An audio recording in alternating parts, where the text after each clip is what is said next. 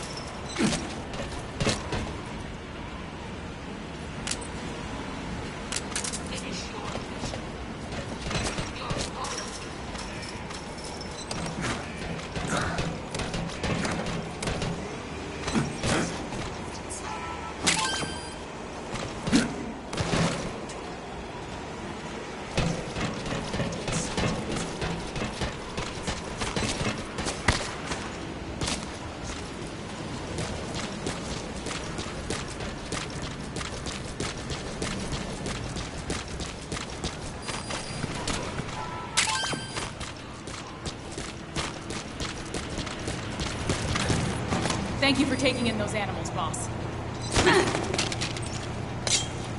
Spit it out.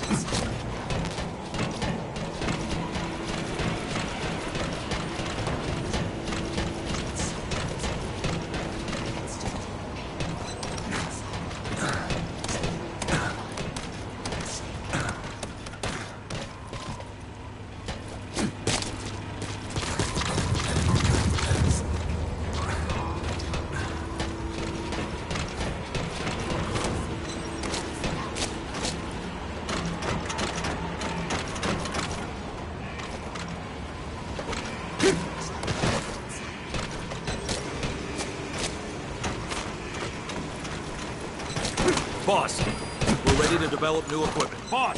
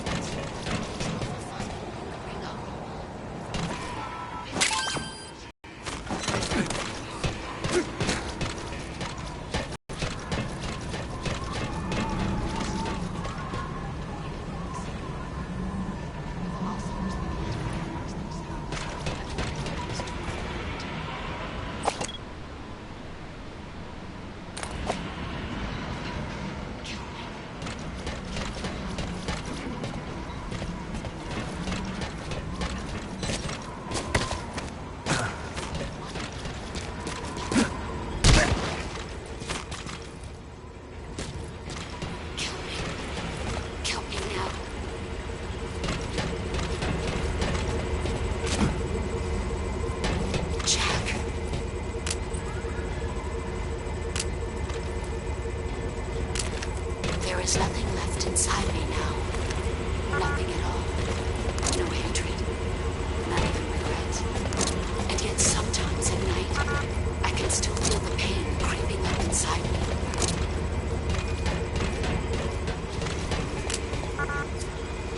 I've been waiting, Snake, for a long time. What happened the other day? Waiting for your birth. That was something. Yeah. And the Boss killed my best buddy in there. I realized he had no choice, but... How did it even come to that? Some guys were saying the radiation leak caused a mutation. I don't buy that. They don't even know what caused the leak, right? You think Commander Miller was right? And someone here is working against us? I don't like the sound of that. Finish your mission. Prove your loyalty.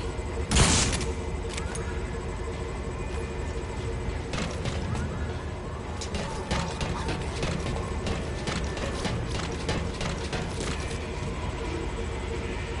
The world must be made whole. Philosophers must be reunited. I will devote my skills to that purpose. And with the Colonel's money, I will achieve that. Just as I once created the cause.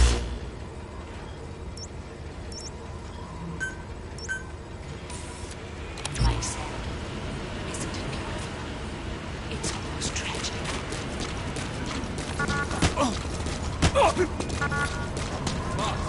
Kill me.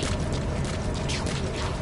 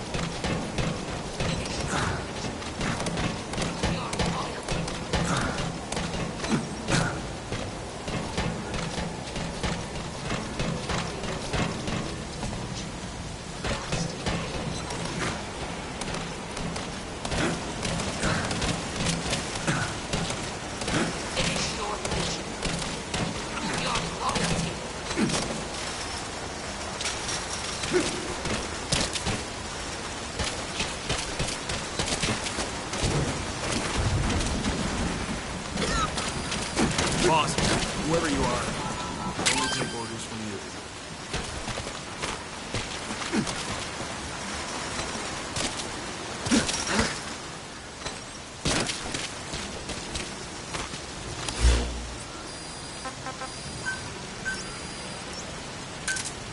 Roger. This is P-Quad. Arriving shortly at LZ.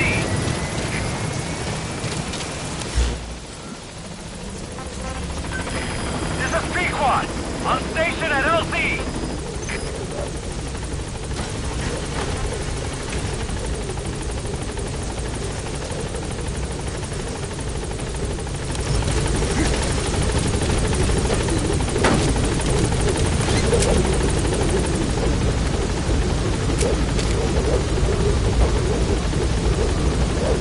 Gaining altitude.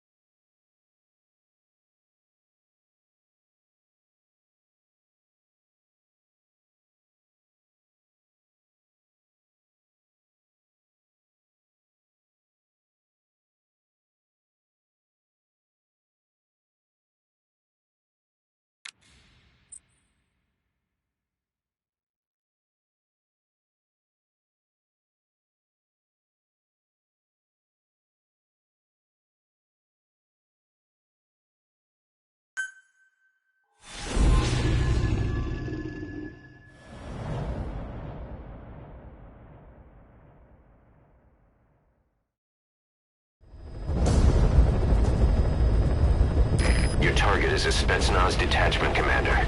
Your orders are to take him out. With skills like his, it'd be a shame to waste him. But I'll leave the method up to you. Boss, make your way to Deshago Calais and eliminate the target.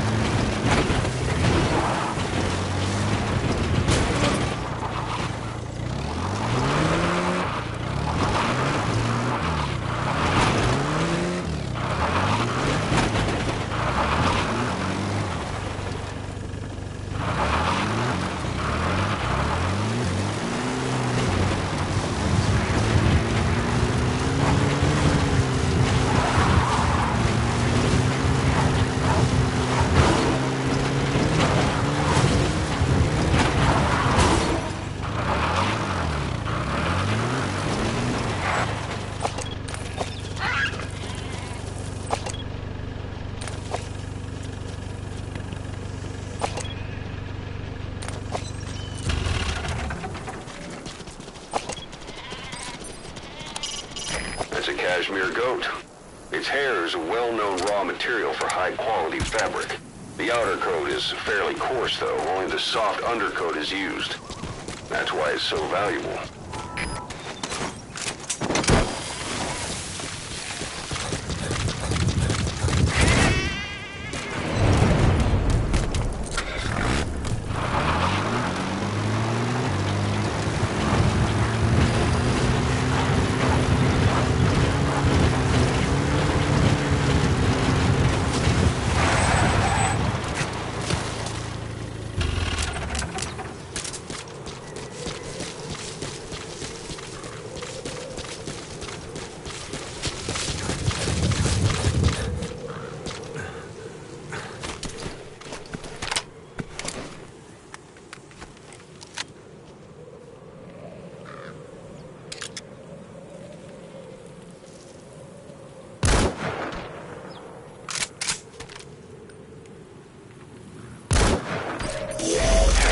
That was target confirmed dead.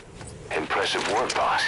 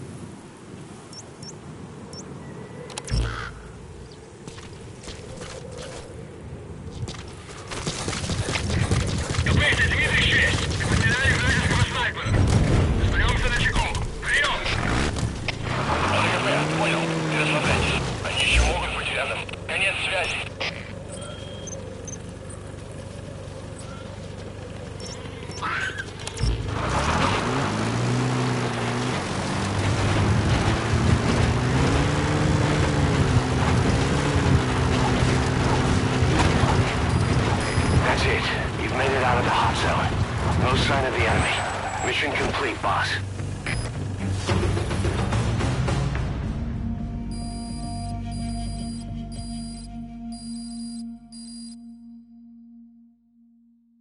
Mission complete. Great work.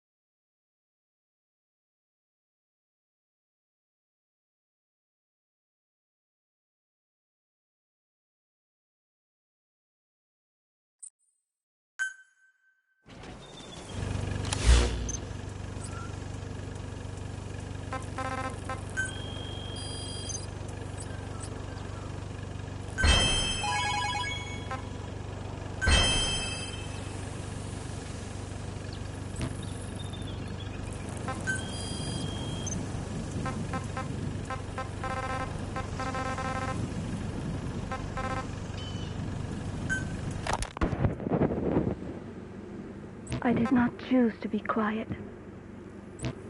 I wanted to express my feelings to you.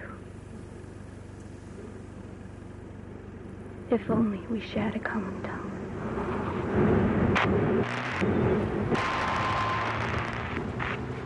Vengeance was what drove me to them. The only language left to me, revenge. But the words we shared, no, that was no language at all. That is why I chose the language of gratitude instead and go back to silence. I am quiet. I am the absence of words.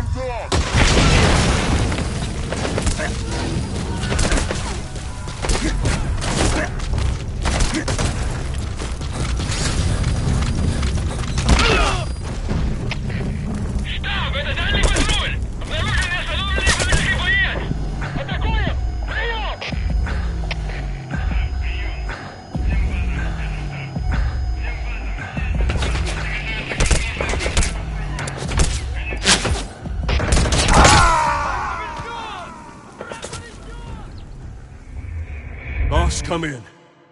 Boss?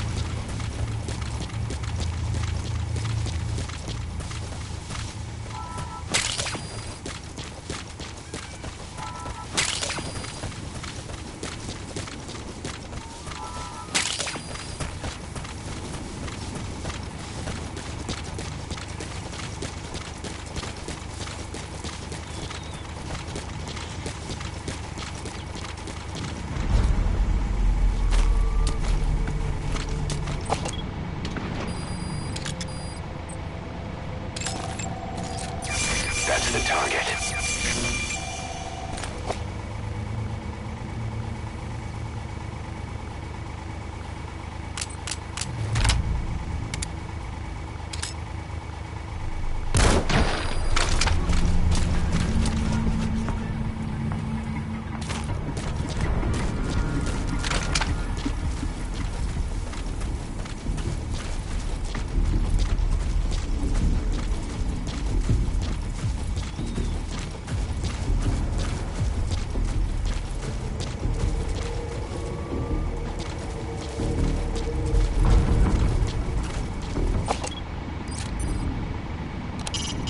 That's a Caracal sheep. They're the oldest domesticated sheep and are also prized for their pelts. Some are raised for their meat, but keep your appetite under control.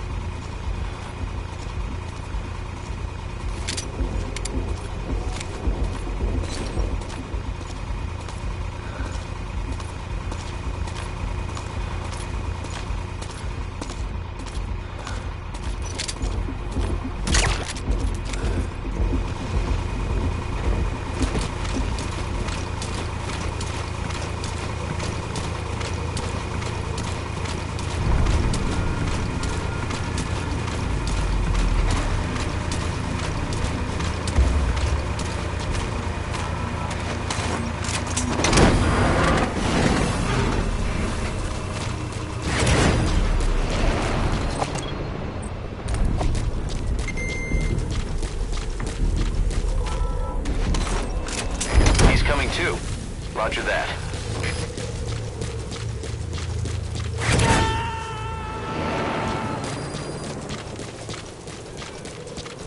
You gotta extract him.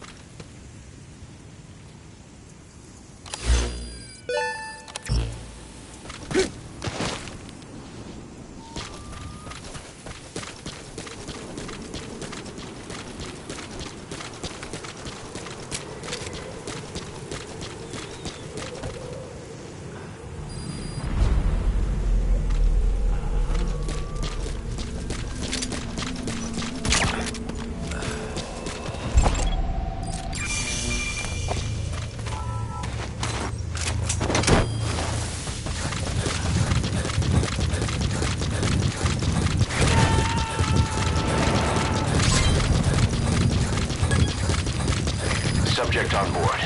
Leave the rest to us.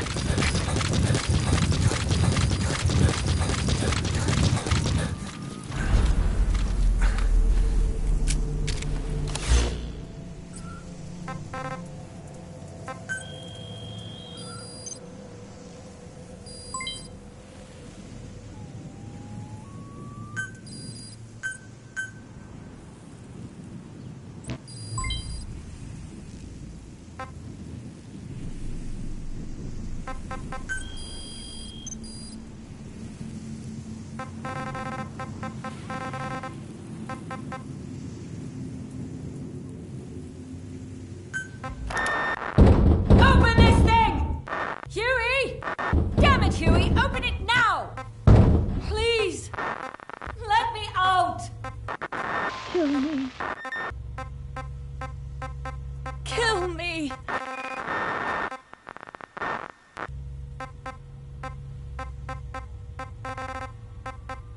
If only I'd tried to get out sooner. Perhaps I'd have made it. We finished decoding the informant's report.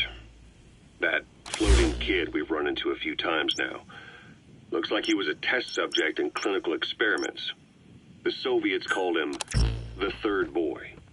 The Third Boy was brought to a lab on the outskirts of Moscow from Czechoslovakia, after which he was due to be sent to a research center in Leningrad, then Siberia, and finally an academic town in Novosibirsk. It doesn't appear that the researchers witnessed the talents we've seen from him, but nevertheless he was quite the popular subject. His latent cognitive abilities suddenly awoke en route to Moscow. According to the report, the Third Boy was easily influenced by other individuals' biofields. Evil thoughts, in particular. They affected his mind like a virus. Extreme anger or resentment, motives for revenge, in other words. Now, during the transport flight to Moscow, the boy was exposed to a powerful mental energy field coming from a certain individual. Ever since, being conscious of his powers, he's become a sort of energy generator. What's unique about him is the way his acute telepathic abilities get taken over by another person's will. The boy began to physically parasitize individuals experiencing extreme anger and codify the host's desires. This includes amplifying the host's natural strengths. Or, in accordance with the host's desires, he can also implant program code in another individual, making them a puppet, essentially. Human neural synapses transmit weak electrical currents between neurons. These electrical currents, though at a level difficult to observe, warp the magnetic field outside the body. The Third Boy is able to pick up these weak fluctuations. Contrary to psychotronics, which involves controlling the human mind, his abilities as a receptor are too high. The emotions he picks up from another individual are amplified and unleashed into his body as they recur in his brain. They turn into microwaves, which then affect the physical world. triggering paranormal phenomena like the spontaneous combustion of organic matter or psychokinesis, moving an object without touching it. There's one other thing. While he's parasitizing a host, the boy's ego gets shut away, allowing the will of the host to take control of his powers, like some annoying static drowning out your own voice.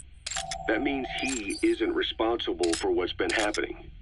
Somebody's extreme anger has manifested through the third boy's powers in ways none of us could have predicted, which would mean this was going on somewhere around us. Looking back on it, a lot of things make sense now.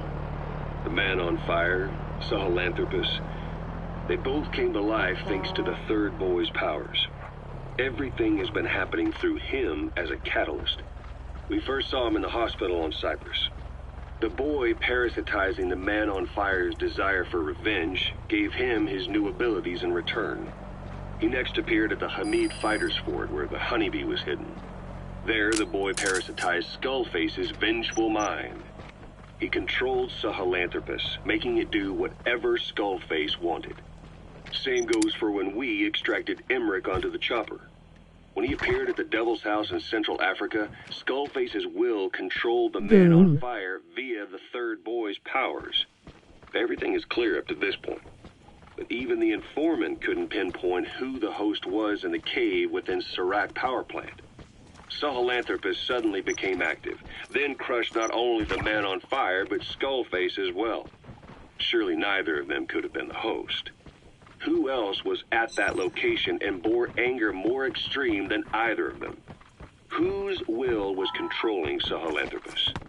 According to the report, emotions transmitted in children's brains affect the surrounding magnetic field more strongly. Cerebral nerves are covered with insulation called myelin sheaths to increase impulse speed. The reason for this leakage has to do with the fact that children's myelin sheaths are still developing. So, how many children do you remember being there? Children with a burning desire for revenge and bearing a grudge against you. I can think of only one. Eli. We don't know what You gonna extract him? The resentment he's shown toward adults is nothing short of extraordinary. SCP-035. And that means Eli bore the strongest animosity of all individuals. He's coming too. Roger that. Estimated to be a 3-mile radius, beating out even Volgan and Skullface.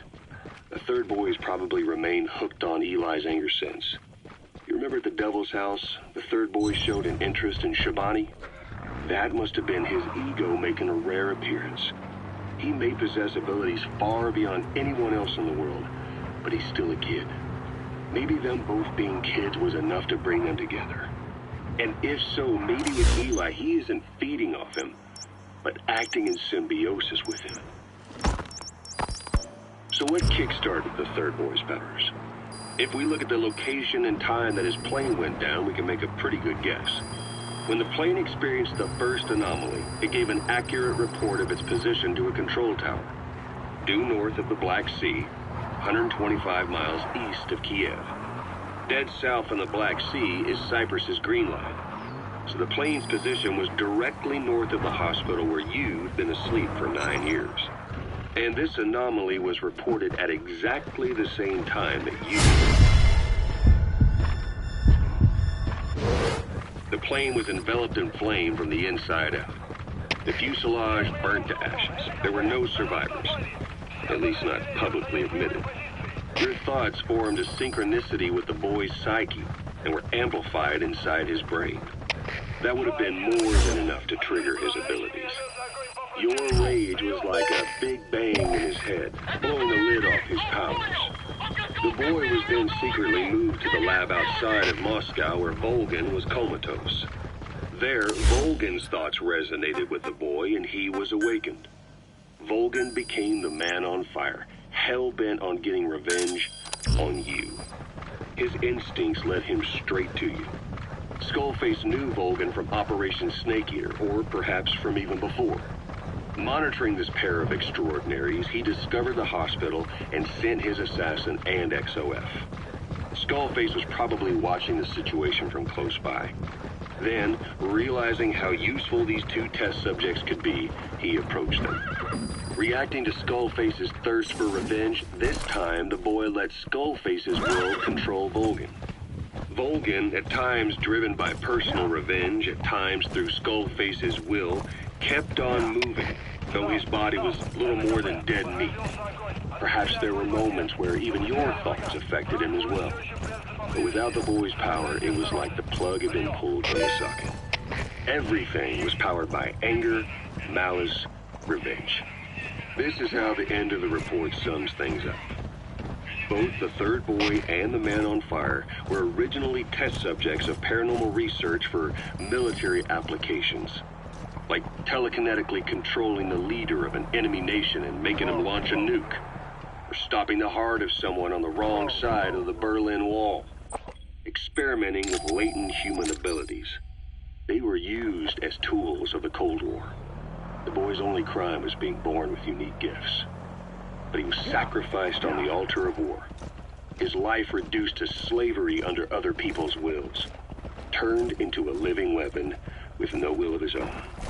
And eventually the only emotion he could feel must have been the desire to get revenge for the hand he'd been dealt. Boss, it's you that awakened the boy's powers. But there's more to it than that. I guess the anger emanating from you was something he could truly relate to.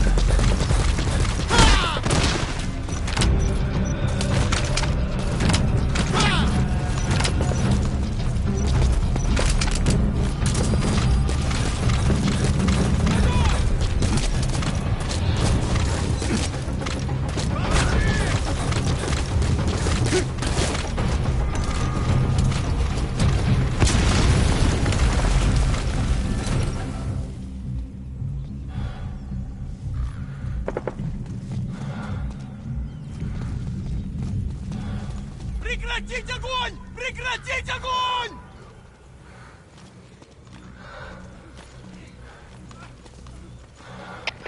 КП, потерял противника. Ищу последнюю точку соприкосновения. Прием. Это КП, понял. Обследуйте сектор, но осторожно. Конец связи. На меня!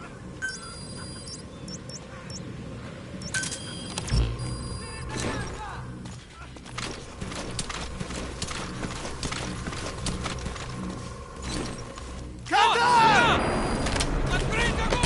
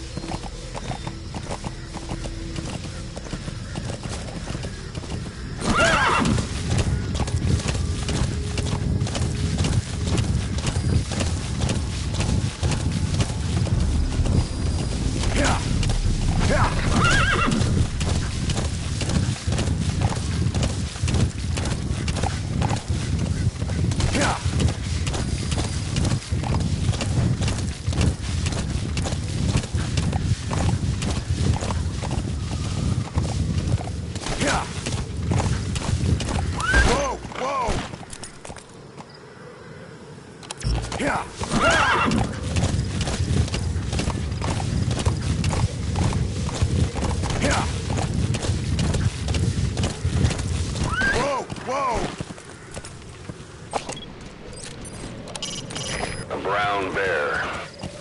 Stories of them leaving you alone if you play dead are just a myth, boss. Think carefully before you decide to take one of them on.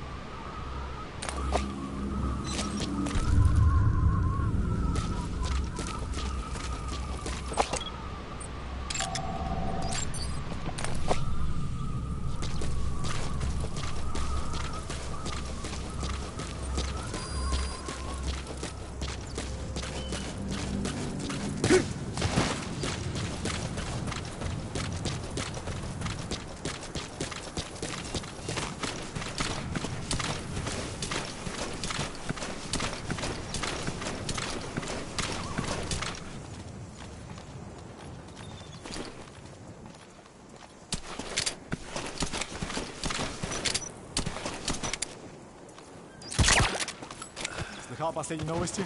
Штаб решил дать нам больше оружия. Например, мы получим дробовики и пулеметы. А вот это уже совсем неплохо. Я бы так не радовался на твоем месте. На всех точно не хватит. Есть вещи, которые не меняются. До встречи. Ага. Что это? Посмотри!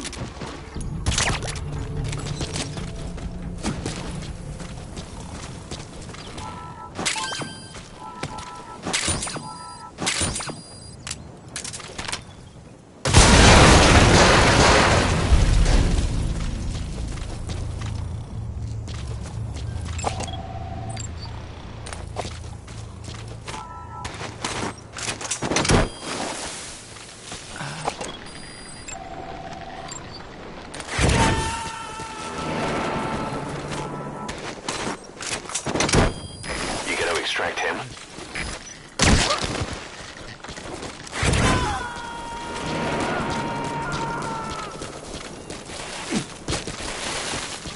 Subject on board. Leave the rest to us.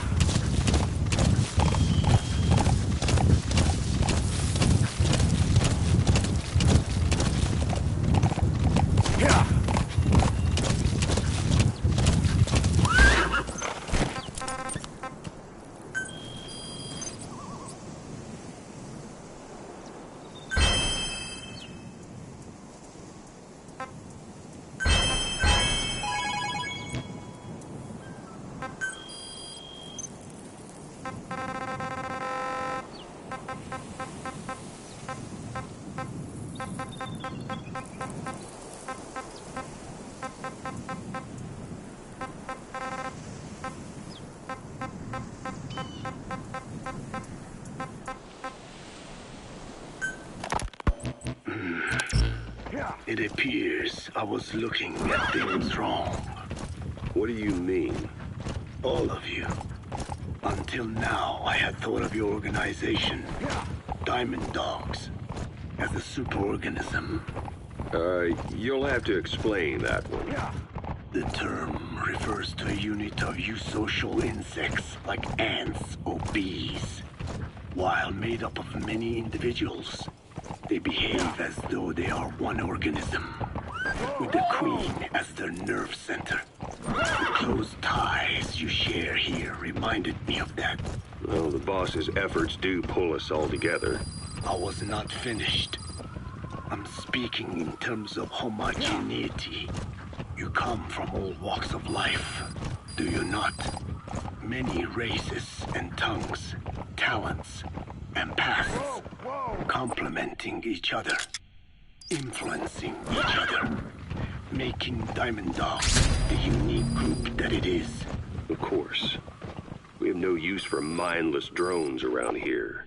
Is that so? Then perhaps an organization like yours is a truer superorganism than the ants and bees. Meaning? Most organisms adapt to their environment by coexisting with other species. Take the cow, for instance. Its rumen, the first stomach, contains an incredible number of bacteria. Boss, get down. Just the food The enemy sniper. You stay low and crawl along the ground. That should enable you to sneak past enemies. The cow force its means of survival to them. You don't say. Man is the same. Some 100 trillion bacteria live inside the human intestines. Without the bacteria, they could not function properly. And it does not stop there. The stomach, the mouth, the skin, even the placenta contains bacteria that coexist with us. The same is true of parasites. In fact, the human immune system has evolved based on parasites being a part of it. Without them, the immune system can run amok and even damage other parts of the body. This is all very interesting, but what does it have to do with Diamond Dogs? A harmonious superorganism is made up not of a group of homogeneous individuals, but of diverse individuals that complement each other. That is what I saw in your group here. Then it occurred to me that man is a superorganism. Man's phenotype is not determined solely by his genetics. Some say if you mapped the genomes of all bacteria in the human body, the result would be over 100 times bigger than the human genome. The sum of man's genome and those of the organisms he coexists with, call it a metagenome, creates the superorganism we know as a human being. Well, now that's quite a leap. You think so? Then try a broader perspective. If our world were a human body, you would be parasites. You make a living.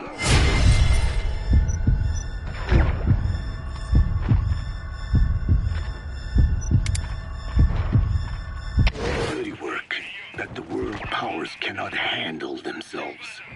From their perspective, you are likely a nuisance.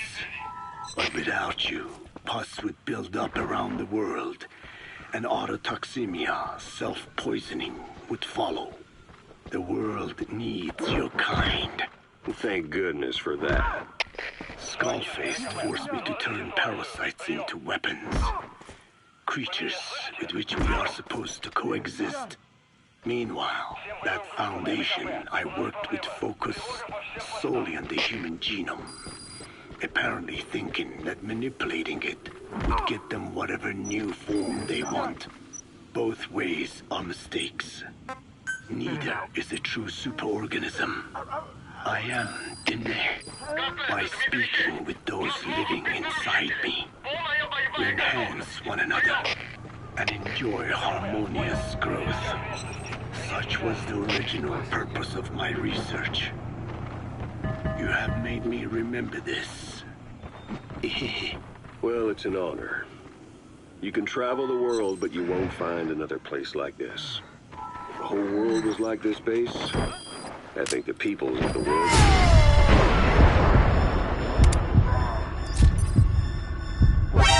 to fighting for good. Maybe that's what the boss wanted in the end.